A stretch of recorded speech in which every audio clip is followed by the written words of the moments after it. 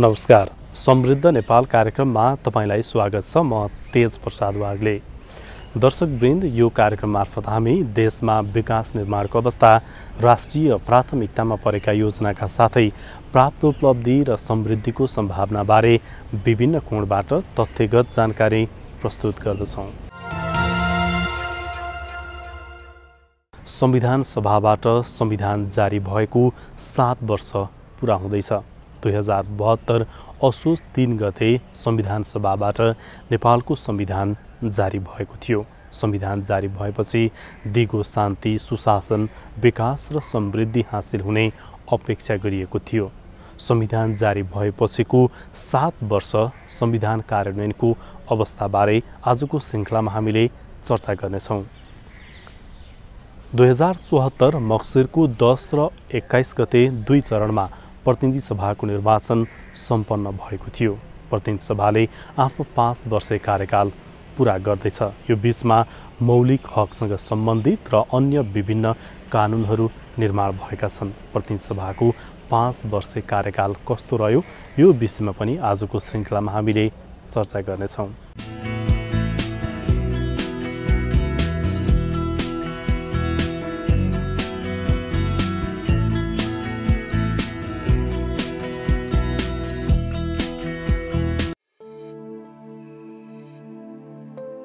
2074 मक्सिर 10 र 21 गते 2 चरणमा प्रतिनिधि सभाको निर्वाचन सम्पन्न भएको थियो। गणतन्त्र स्थापना पछिको पहिलो प्रतिनिधि सभाको निर्वाचन यही थियो। यो निर्वाचनमा पहिलो हुने निर्वाचित हुने प्रणालीतर्फ 55 र समानुपातिक प्रणालीतर्फ 49 राजनैतिक दल सहभागी भएका थिए।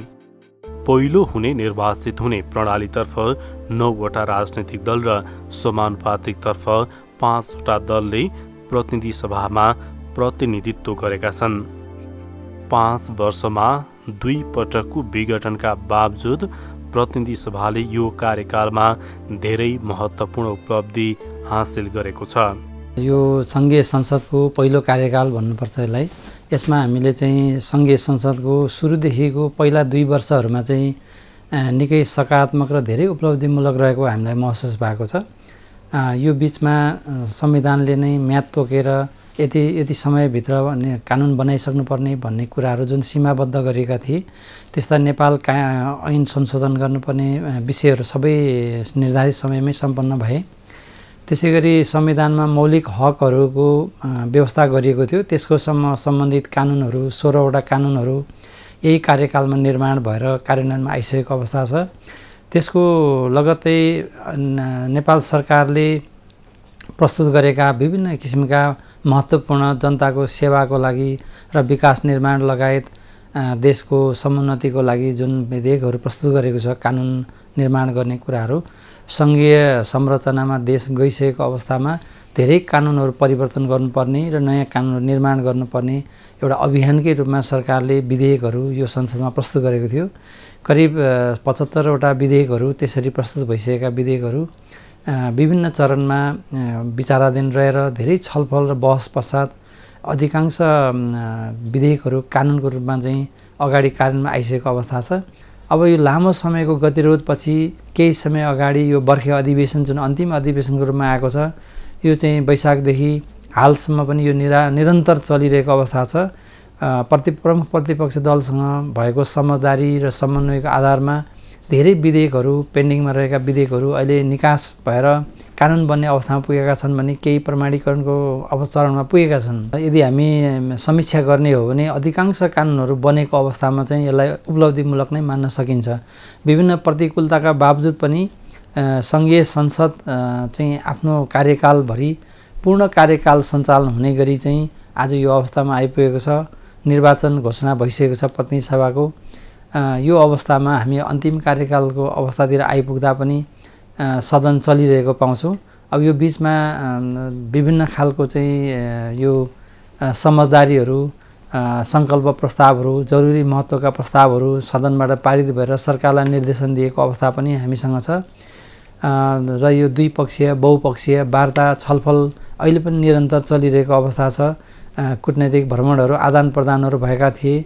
संसदहरूको प्रतिनिधि सभा र राष्ट्रिय सभाका मान्य सदस्यहरूको चाहिँ विभिन्न देशहरूसँग व्यवस्थापिकाको रिलेसनहरू बढेको छ। करिब 33वटा चाहिँ मैत्री समूहहरू बनेका छन् मान्य सदस्यज्यूहरूको। ती समूहहरूले एकअर्कामा चाहिँ वैदेशिक रिलेसन कूटनीतिक प्रमोसन गर्ने कुराहरूमा सहयोग पुर्याएको छ। त्यसै गरी संसदको चाहिँ एउटा मिनी संसदको रूपमा रहेका समितिहरू, राष्ट्रिय सभाका 4वटा समितिहरू र प्रतिनिधि सभाका 10वटा समितिहरू, त्यसै गरी 2वटा संयुक्त समितिहरू यो कार्यकालभरि नै क्रियाशील रहे र यसले हाउसमा आएका बिजनेसहरूलाई सहयोग गर्ने, छलफल गर्ने र अगाडि बढाउने कुराहरूमा एउटा उपलब्धिमूलक किसिमले काम कारबाहीहरू भएको हामी पाउँछौँ। त्यसै गरी समितिहरू मार्फत सदन नचलेको समयमा पनि देशका विभिन्न कुना काप्चामा पुगेर जनताको पिरमर्काहरू बुझ्ने, अनुगमन मूल्याङ्कन गर्ने कामहरू भए, विकास निर्माण लगायतका कुराहरूमा। त्यसै गरी विभिन्न समयमा भएका राजनैतिक सामाजिक घटनाहरू जसको चाहिँ पीडा जनतालाई परेको अवस्थामा चाहिँ संसदीय छानबिन कमिटीहरू बनेर त्यसले चाहिँ प्रतिवेदनहरू सदनमा पेश गरेको अवस्था पनि रह्यो। सरकारलाई निर्देशनहरू पनि दिएको छ। यसै गरी अन्तर्व्यवस्थापिका सङ्घको चाहिँ हरेक वर्ष 2 पटक विभिन्न देशहरूमा एउटा सम्मेलन हुने क्रममा चाहिँ संसदीय प्रतिनिधि मण्डलको नेतृत्व गरेर सामान्य सभामुखज्यू, सामान्य अध्यक्षज्यूहरूले चाहिँ त्यो सम्मेलनमा भाग लिने र देशका मुद्दाहरू उठाउने, आपसी सहकार्य र समझदारीका कुराहरूलाई अघि बढाउने कुराहरूमा पनि उपलब्धिमूलक कामहरू भएका छन्। यी कुराहरूलाई मैले सार संक्षेपमा राखेँ। यसरी नै यो सङ्घीय संसदको एक कार्यकाल चाहिँ गुज्रेको अवस्था छ।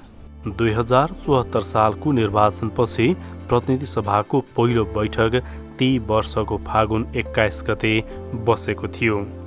सुरुका 2 वर्षमा मौलिक हक लगायत कानुन निर्माणमा संसदले उल्लेख्य काम गर्यो। प्रतिनिधि सभाको 360 तथा राष्ट्रिय सभाको 310 बैठक बसेको छ।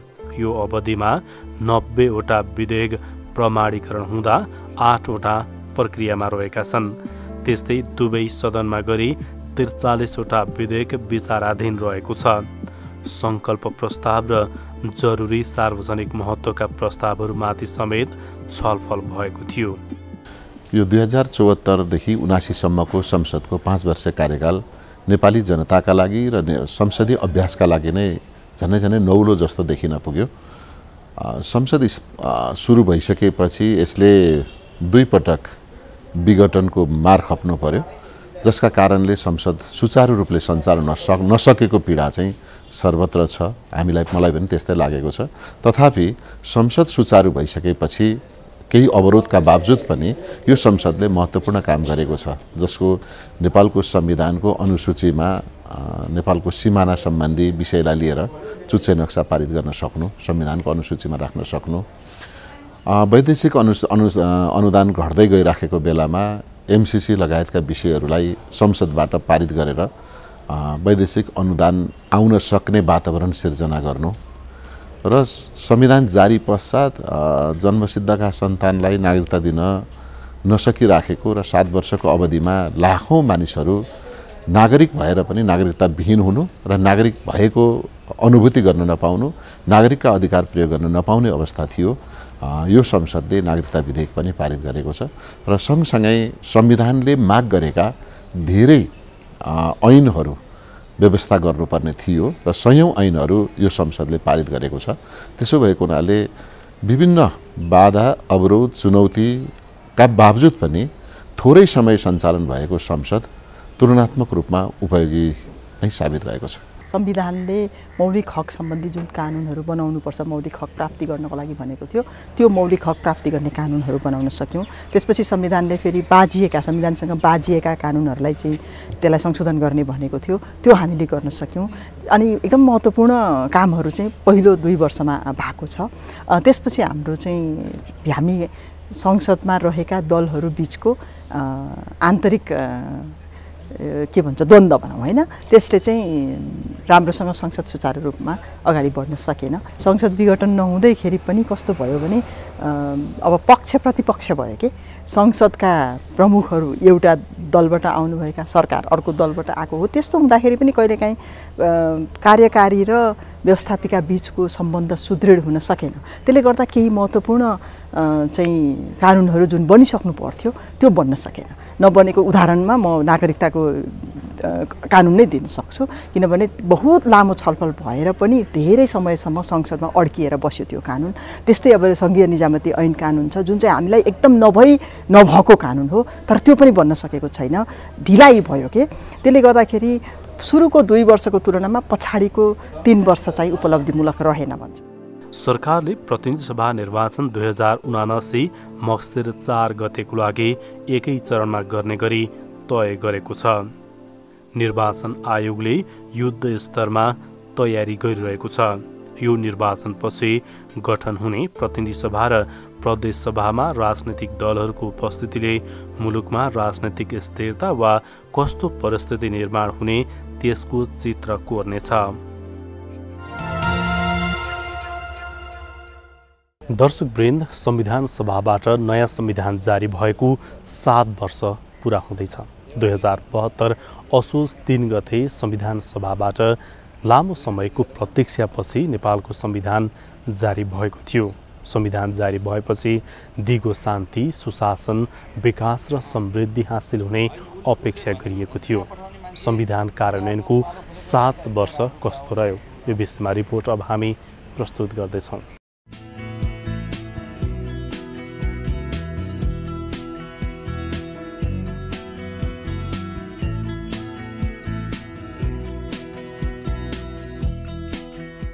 संविधान सभाबाट पारित एवं संविधान सभाका सम्मानित अध्यक्षद्वारा प्रमाणित भई प्रस्तुत नेपालको संविधान आज मिति 2072 साल असोज 3 गतेदेखि प्रारम्भ भएको नेपाली जनता समक्ष घोषणा गर्दछु।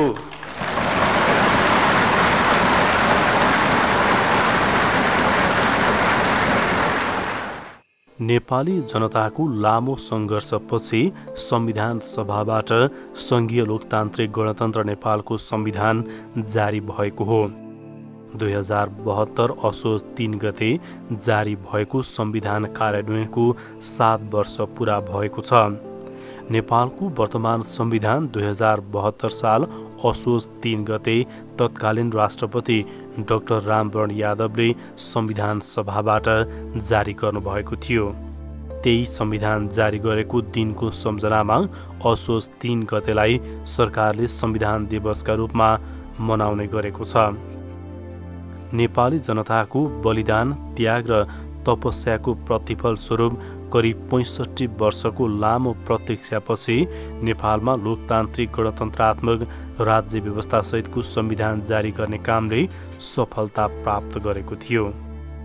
नेपालको संवैधानिक विकास क्रमलाई हेर्दा छोटो समयमा 7वटा संविधान जारी भएका छन्। विगतका संविधान केही राजा, कोही कानुनविदहरूले निर्माण गरे पनि पहिलोपटक जनताको प्रत्यक्ष मतबाट निर्वाचित प्रतिनिधिहरूबाट बनाएर राष्ट्रपतिबाट जारी भएको यो नेपालको पहिलो संविधान हो। जनताको प्रतिस्पर्धात्मक बहुदलीय लोकतान्त्रिक शासन प्रणाली, नागरिक स्वतन्त्रता, मौलिक अधिकार, मानव अधिकार, बालिग मताधिकार, आवधिक निर्वाचन, पूर्ण प्रेस स्वतन्त्रता, स्वतन्त्र, निष्पक्ष र सक्षम न्यायपालिका तथा कानुनी राज्यको अवधारणा लगायतका लोकतान्त्रिक मूल्य मान्यतालाई आत्मसात गर्नु संविधानको उपलब्धि हो। संविधान जारी भएपछि मुलुकको राज्य संरचना र शासन सत्ता लगायतमा ठूलो परिवर्तन र सुधार भएको छ। 2072 को संविधान जारी भएसँगै मुलुकको राज्य संरचनामा ठूलै उथलपुथल भएको छ। नेपालको मूल संरचना सङ्घ, प्रदेश र स्थानीय तह गरी 3 तह हुने र राज्य शक्तिको प्रयोग संविधान र कानुन अनुसार 3 तहले गर्ने व्यवस्था कार्यान्वयन भइरहेको छ। संविधान त ठूलो जिम्मेवारी प्रदेश र स्थानीय स्तरमा छ।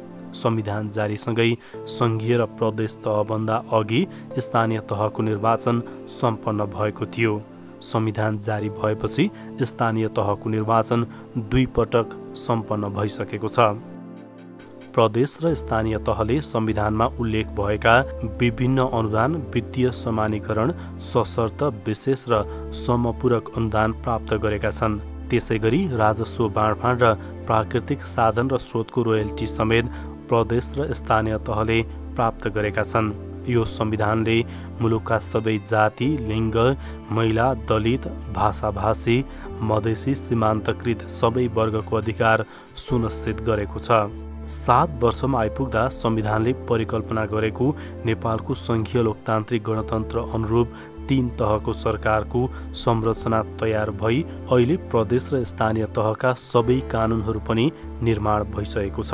यही अवधिमा नेपालको संविधान संशोधन गर्दै नेपालको अद्यावधिक नक्सा जारी हुँदा संसदमा राष्ट्रिय एकता देखिएको थियो।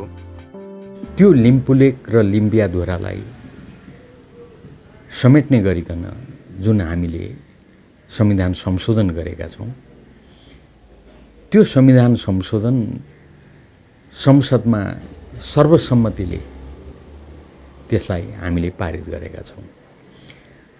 त्यो सर्वसम्मतिले पारित गर्दा सिङ्गो देश संविधानको पक्षमा उभिएको छ र नेपालको संविधान सर्वस्वीकार्य हुनु पुगेको छ।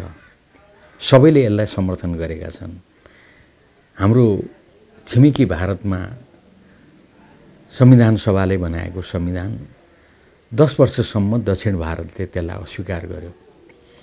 10 वर्ष पछाडि बल्ल आएर उनीहरू एक ठाउँमा उभिन आइपुगेका हुन्। यो सम्झना गर्दै गर्दा नेपालमा भने हामीले निकै चाँडो सिङ्गो देशलाई एक ठाउँमा उभ्याउन सक्यौँ र संविधान सभाले बनाएको संविधान, जनताका प्रतिनिधिले बनाएको संविधान सर्वस्वीकार्य हुन पुग्यो। यो महत्त्वपूर्ण उपलब्धि हो। यसैलाई टेकेर अब निरन्तर अगाडि बढ्दै जानुपर्ने अवस्था छ। हामीले नेपालको संवैधानिक इतिहासमा पहिलो पटक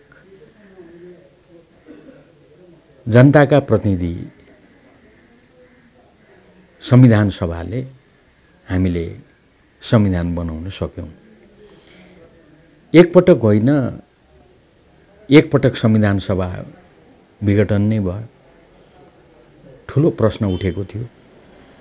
अब देश फेरि एउटा अँध्यारो सुरुङमा प्रवेश गरेको हो कि? तर जनताको निरन्तर दबावले गर्दा र यो देशका राजनीतिक दलहरूको निरन्तर प्रयासले फेरि दोस्रो पटक संविधान सभाको निर्वाचन सम्पन्न भयो र त्यो संविधान सभाले पहिलो संविधान सभाको उपलब्धिलाई समेटेर दोस्रो संविधान सभाबाट संविधान जारी भयो। 70 वर्षदेखिको जनताको चाहना र भावना थियो संविधान सभाबाट संविधान बनाउने। त्यसैले नेपालको संवैधानिक इतिहासमा योभन्दा अगाडि सबै संविधानको स्रोत शासक हुन्, तर यो संविधानको स्रोत भने जनता हुन्। त्यसैले यो संविधानको फरक पृष्ठभूमि छ, फरक सन्दर्भ छ। त्यसैले यो महत्त्वपूर्ण पनि छ, ऐतिहासिक पनि छ। हामीले समावेशी ढङ्गले सबैभन्दा समावेशी संविधान सभा हो यो। विश्वको इतिहास हेऱ्यौँ भने र यही छिमेकी भारतको उदाहरण हेऱ्यौँ भने छिमेकी भारतमा लगभग एउटै पार्टीको प्रभुत्व भएको संविधान सभा थियो, तर हाम्रोमा 31वटा राजनीतिक दलहरूको उपस्थिति रहेको। निरङ्कुश पञ्चायती व्यवस्थामा काम गरेका साथीहरूदेखि त्यसको विरोधमा सदा सर्वदा सङ्घर्ष गरेका दलहरू नेपाली काङ्ग्रेस, नेकपा एमालेदेखि यो बाटोबाट हुँदैन, सशस्त्र क्रान्ति नै आवश्यक छ भन्ने नेकपा माओवादी केन्द्र समेत 31वटा राजनीतिक दलहरूको संविधान सभामा उपस्थिति थियो। सबै हिसाबले यो समावेशी थियो। त्यस्तो समावेशी संविधान सभाले सहभागितामूलक ढङ्गबाट शून्यबाट सुरु गरेर हामीले संविधान निर्माण गऱ्यौँ। एकपटक होइन, 2 पटक हामी जनताको बिचमा पुग्यौँ, जनताको सुझाव ग्रहण गऱ्यौँ र हामीले संविधान बनायौँ। त्यो कस्तो संविधान त भन्दा समझदारीको संविधान, सम्झौताको दस्तावेज, जसमा थुप्रै कुराहरूमा दलहरूले सम्झौता गरेका छन् आपसमा। त्यसबाट यो संविधान बन्न सम्भव भयो। हामीले त्यसो गरेर संविधान बनाउँदा आखिरमा सङ्घीय लोकतान्त्रिक गणतन्त्र, धर्मनिरपेक्ष, समावेशी, यसको आधारमा समाजवाद उन्मुख संविधान हामीले निर्माण गर्न सक्यौँ। यो धेरै ठुलो महत्त्वपूर्ण उपलब्धि हो। यसलाई म समझदारीको दस्तावेज भन्न रुचाउँछु। यसलाई बुद्धिमानीपूर्वक कार्यान्वयन गर्दै अगाडि जानुपर्ने अवस्था छ। त्यसको लागि सबै दलहरू एक ठाउँमा उभिनुपर्छ।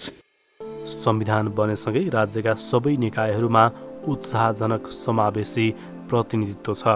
सङ्घीय र प्रदेश संसदमा कम्तीमा पनि 1/3 महिला छन्। सङ्घीय र प्रदेश संसदमा मात्र होइन, स्थानीय तहमा समेत भारी मात्रामा समावेशी प्रतिनिधित्व छ। स्थानीय तहमा प्रमुख र उपप्रमुखमध्ये 1 महिला र प्रत्येक वडामा अनिवार्य रूपमा 2 महिला सदस्य हुने व्यवस्था कार्यान्वयन भएको छ।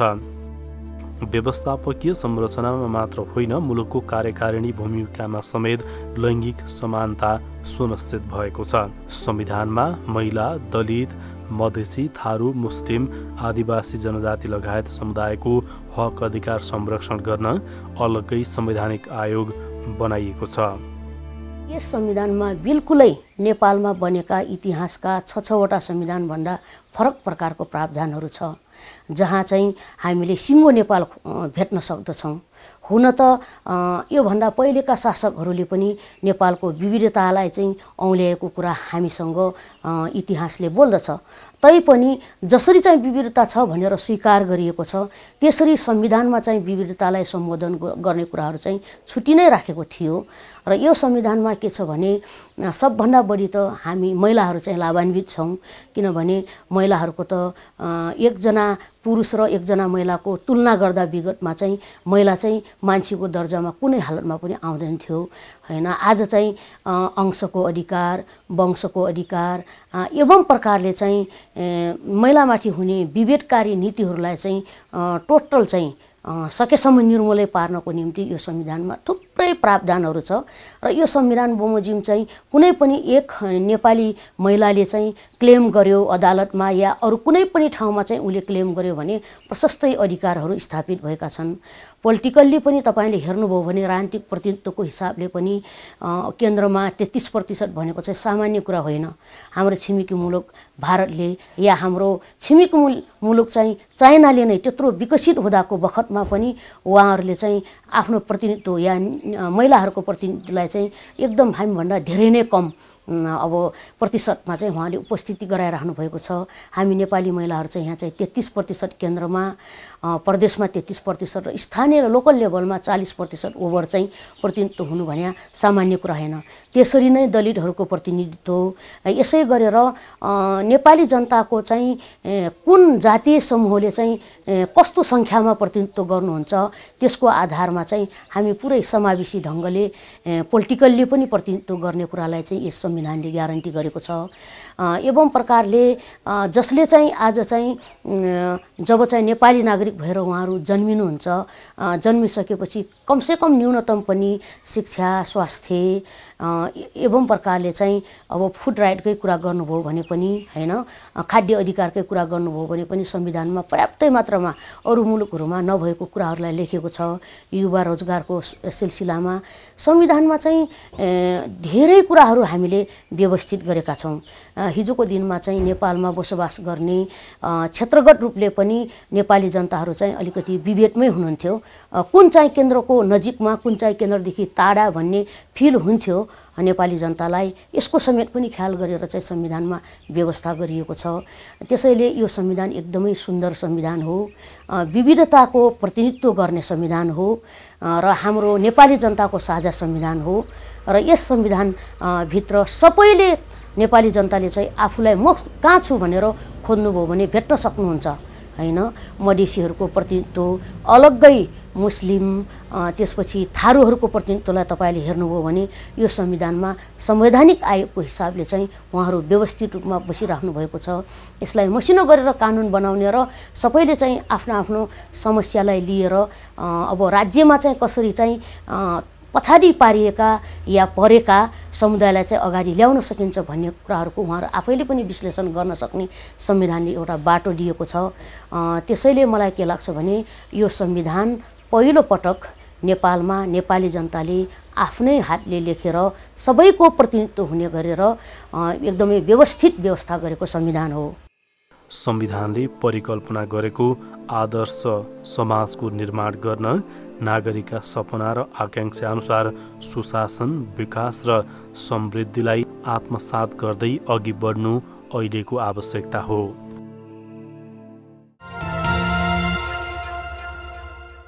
दर्शकवृन्द, नयाँ संविधान कार्यान्वयनको 7 वर्ष पुरा भएको छ। 2072 असोज 3 गते संविधान जारी भएपछिको 7 वर्ष संविधान कार्यान्वयनको अवस्थाबारे आजको श्रृङ्खलामा हामीले चर्चा गऱ्यौँ।